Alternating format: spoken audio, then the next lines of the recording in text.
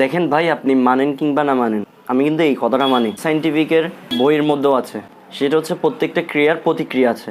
আর কোরআন হাদিসের মধ্যে আছে কি, যার কর্ম যেমন সে সেরকম ফল পাবে। তো সেই জায়গায় আজকে আমরা ক্ষমতার লোভ কার নাই?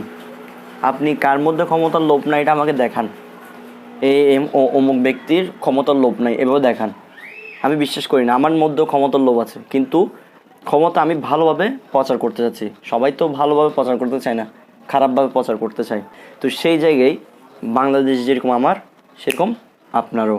তো সেই জায়গায় আজকে কেন এত দাঙ্গা হাঙ্গামা, ছুরি আঘাত, গুলি কেন করতে হচ্ছে?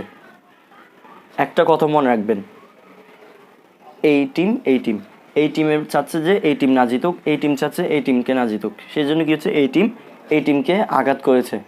তাহলে যদি নির্বাচন উনি যদি জিতে, তাহলে আপনার কি অস্তিত্ব থাকবে? এগুলো একটু মাথায় ঢোকানো দরকার।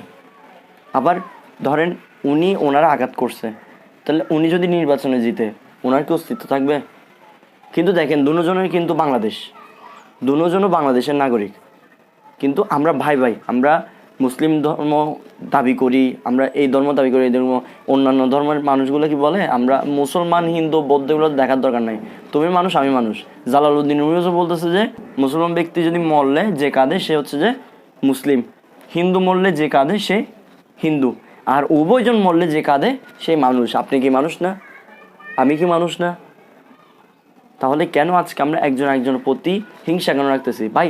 তৎকালে আমি দেখে আসতেছি এই যে নূর ইসলাম ফারুকি হুজুর, তারপর হচ্ছে যে আবরার ফাহাদ হইতে, এদিকে উসমান হাদি, তারপর হচ্ছে এদিকে আর কে, রইসউদ্দিন হুজুর।